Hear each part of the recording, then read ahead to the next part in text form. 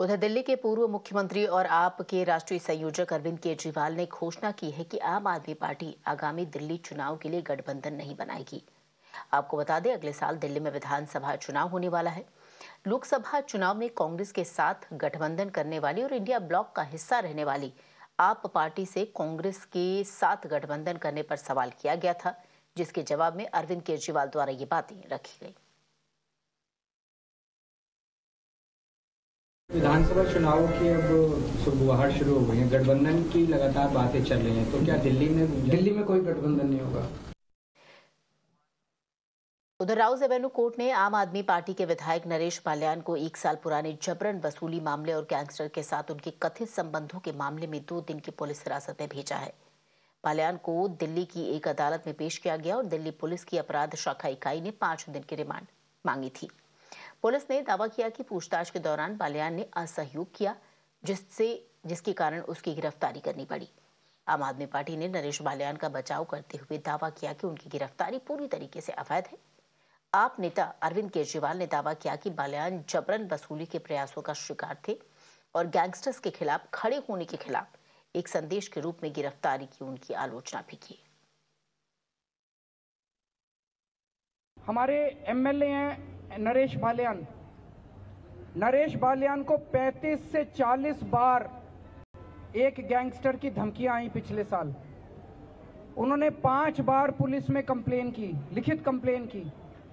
उन्होंने कंप्लेन की कि मेरे को धमकियां आ रही हैं, मुझे बचाया जाए, मेरे परिवार को बचाया जाए।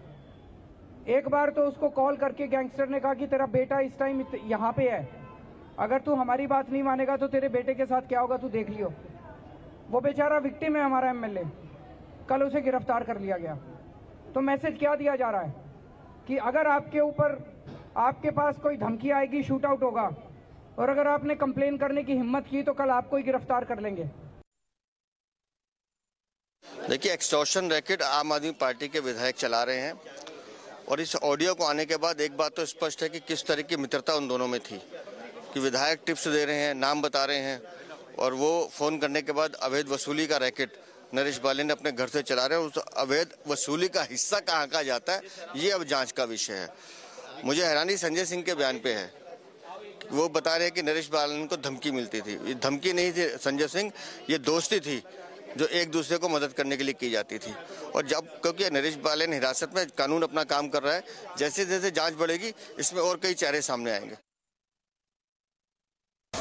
Well, as far as the case is concerned, Delhi police has said that they have arrested AAP MLA Naresh Baल्यान because they want to know where this gangster Sarwan is, and they have also said that they want to take the voice sample of AAP MLA. Now, the court has directed that Delhi Police Crime Branch should move an application once his custody gets over. For anyone's voice sample to be taken, they have to in fact move a application, and the consent of that individual should also be taken. Now, Delhi court has given 2-day custody to the crime branch.